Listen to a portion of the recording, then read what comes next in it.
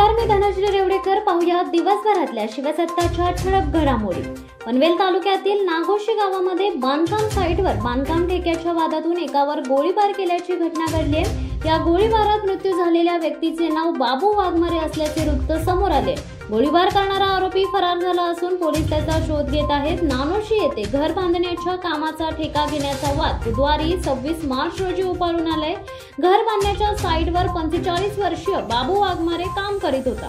त्याच्याबरोबर एका कामाच्या ठेक्यावरून वाद झाला. वाद विकोपाला पोहोचून त्याने बाबू वाघमारेवर बंदूक रोखून थेट गोळीबार केलाय. या गोळीबारात बाबू वाघमारे यांचा मृत्यू झाला असल्याचे पोलिसांनी सांगितले. कर्जत तालुक्यातील शेकापचे ज्येष्ठ नेते आणि जिल्हा परिषदेचे माजी सभापती नारायण डामसे यांनी राष्ट्रवादी काँग्रेस पक्षात प्रवेश केलाय. डामसे यांच्यासह कर्जत पंचायत समितीच्या माजी उपसभापती जयवंती हिंदोळा यांनीही राष्ट्रवादीत प्रवेश केल्याने शेकापला कर्जतमध्ये मोठा धक्का बसलाय. केंद्र सरकारने मुंबई गोवा महामार्गावरील वाहतूक कोंडी कमी करण्यासाठी JNPA बंदर पागोटे ते चौक या 29.219 किमीच्या 6 पदरी प्रवेश नियंत्रित ग्रीनफील्ड द्रुतगती राष्ट्रीय महामार्गाला मंजुरी दिली आहे. या महामार्गामुळे मुंबई, कोकण आणि पुणेकरांचा प्रवास सुखकर होणार असला तरी ज्या भागातून हा महामार्ग जात आहे त्या उरण तालुक्यातील चिरनेर, कळंबुसरे येथील शेतकऱ्यांनी या महामार्गाच्या सर्वेक्षणाला तीव्र विरोध केलाय. सर्वेसाठी आलेल्या शासकीय अधिकाऱ्यांना या शेतकऱ्यांनी अक्षरशः हुसकावून लावले. त्यामुळे हा महामार्ग समस्यांच्या गर्तेत सापडल्याची शक्यता आहे. राज्यात तापमान वाढले. महाराष्ट्रासह रायगडही होरपला आहे. उन्हामुळे अंगाची लाही होत आहे. तर दुसरीकडे धरणातील जलसाठा कमी व्हायला लागलाय. राज्यातल्या धरणात 49% पाणीसाठा शिल्लक आहे. उष्माघाताचा पहिला बळी सोयगावमध्ये गेलाय. होळी संपल्यानंतर उन्हाचा पारा वाढलाय. उन्हामुळे अंगाची लाही होत आहे. जणू राज्यावर सूर्यदेव कोपलाय. त्यामुळे हवामान खात्याने बाहेर फिरताना काळजी घेण्याचे आवाहन केले.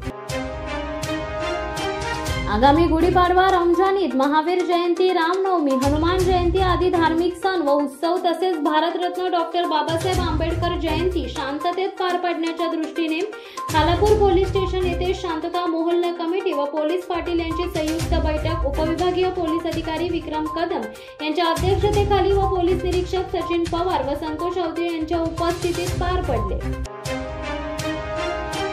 भारतरत्न डॉक्टर बाबासाहेब आंबेडकर जयंती उत्सव समितीची सहविचार सभा डॉक्टर बाबासाहेब आंबेडकर राष्ट्रीय स्मारक बहुउद्देशीय हॉल येथे सायंकाळी 3 वाजता समितीचे अध्यक्ष संतोष हाटे यांच्या अध्यक्षतेखाली घेण्यात आली आहे. या बैठकीला समितीचे सर्व पदाधिकारी व सभासद उपस्थित होते. उन्हाळ्याच्या सुट्टींमध्ये प्रवाशांच्या सेवेसाठी महाराष्ट्र राज्य मार्ग परिवहन महामंडळामार्फत दरवर्षीप्रमाणे जादा वाहतूक करण्यात येणार आहे. यंदा देखील उन्हाळी जादा वाहतुकीसाठी दररोज लांब पल्ल्याच्या 764 फेऱ्यांचे नियोजन करण्यात आले असून या सर्व फेऱ्या आगाऊ आरक्षणासाठी उपलब्ध करून देण्यात आलेल्या आहेत. दरवर्षी उन्हाळ्याच्या सुट्टीत दिनांक 15 एप्रिल 2025 ते दिनांक 15 जून 2025 पर्यंत ST मार्फत नियोजित फेऱ्या व्यतिरिक्त जादा वाहतूक केली जाते. रायगड जिल्ह्याचे मुख्यालय असलेल्या अलिबाग येथील जिल्हा शासकीय रुग्णालयात असणाऱ्या पिण्याच्या पाण्याच्या फिल्टरमध्ये माती आणि छोट्या अळ्या असल्याने रुग्णालयात येणाऱ्या रुग्णांच्या आणि नातेवाईकांच्या आरोग्याला धोका निर्माण झालाय. अलिबाग येथील जिल्हा रुग्णालयात येणाऱ्या बाह्य रुग्ण आणि आंतररुग्ण आणि नातेवाईक यांना पिण्याच्या पाण्यासाठी स्वच्छ पाणी मिळावे यासाठी फिल्टरची व्यवस्था प्रत्येक ठिकाणी करण्यात आली आहे.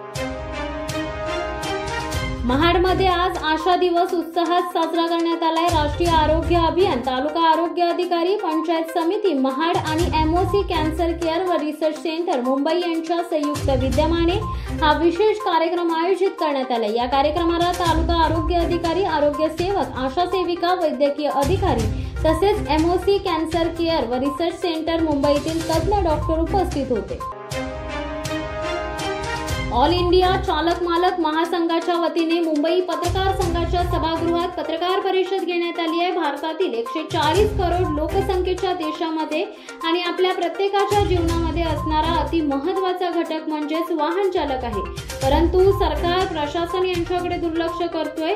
ऑल इंडिया चालक मालक महासंघाचे राष्ट्रीय अध्यक्ष रमेश सदाशिव समुखराव यांच्या प्रमुख नेतृत्वात या पत्रकार परिषदेचे आयोजन करण्यात आले।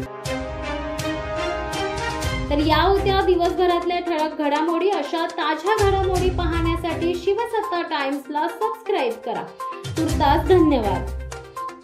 धडक बेधडक वृत्त देणाऱ्या आपल्या शिवसत्ता टाइम्स न्यूज चॅनलला लाल बटन दाबून सबस्क्राइब करा आणि बेल आयकॉनला क्लिक करायला विसरू नका।